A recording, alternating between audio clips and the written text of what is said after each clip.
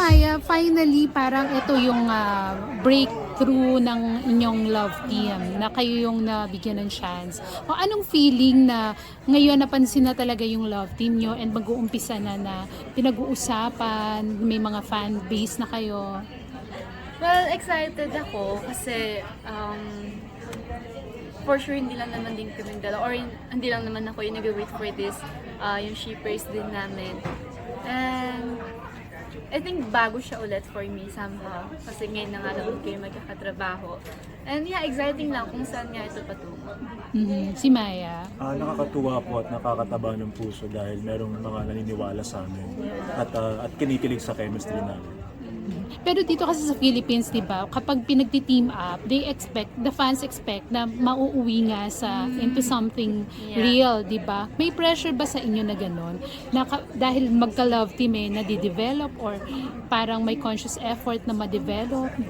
Well, for me naman wala siyang pressure kasi kung mangyari siya, di mangyari. But for now kasi, of course, we both know kung ano yung priorities namin, ganyan. Like for example, me, to be honest naman, hindi ko pa rin naman naiisip pumasok sa isang real relationship, ganyan. Pero happy naman ako na mag-work kaming dalawa. Yeah, but ayun lang, siguro iba lang din yung priorities as of the moment. Tsaka gusto ko lang idugtong sa sagot niya. Ayaw rin kasi namin magsalita ng tapos. So open kayong pareho na pwedeng ma-develop. Let's see. So ngayon ba, kasi syempre di ba mahirap magpakilig lalo na kapag ano lang, di ba, yung wala namang kayong chemistry talaga. So kayo pag nagpapakilig kayo, hindi niyo ba napifeel na parang nagiging totoo na yung mga kilig? Of course, mahirap pigilan. That's why ina-allow din namin sarili lang maging vulnerable when it comes sa kilig. And Kailangan yun kapag nasa eksena ka, kapag nasa acting ka kailangan vulnerable, dapat mag-react ka dun sa binibigay niya sa'yo. And ako hindi ko naman hinahayaan na, hindi ko pinipigilan yung sarili ko na huwag kiligin. Kung kiligin ako, edi kiligin.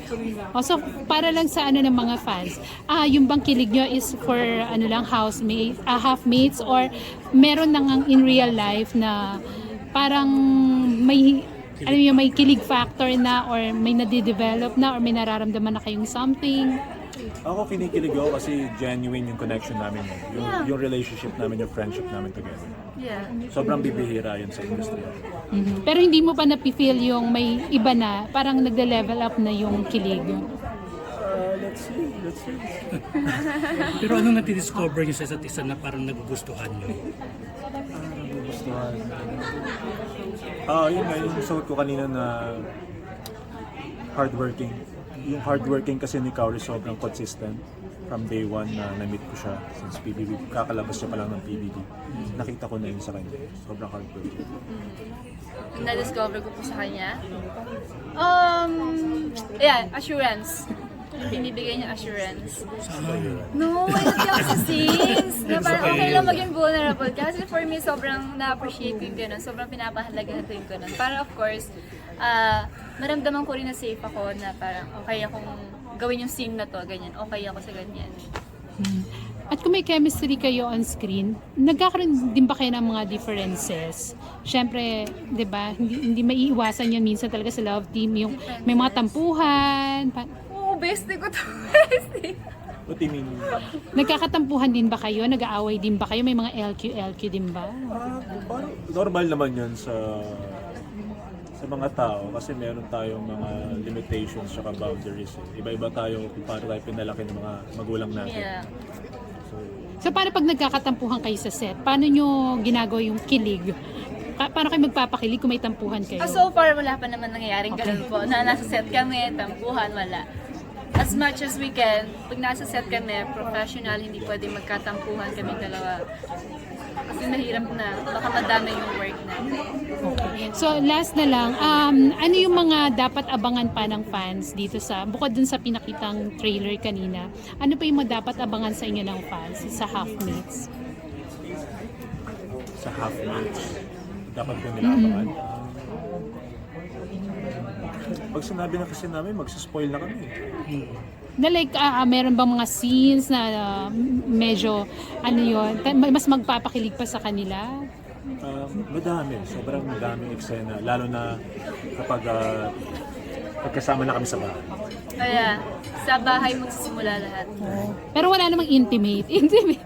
Wala namang mga bed scenes. Well, yan po yung abangan Ah, nyo. wow.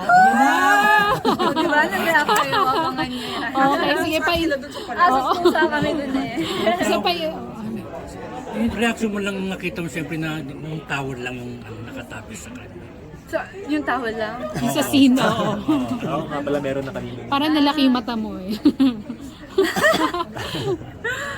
Of course, magugulat ako kasi nga yung character ko doon, parang hindi na magmamahal ng ibang lalaki. Ganun na siya eh. So, parang may topless sa harapan nila yan. Tapos housemates ko pa. Parang housemates ko pa.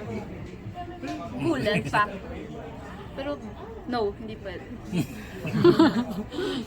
Okay na. Ayun. Pa-invite na lang sila para sa start ng Halfmates.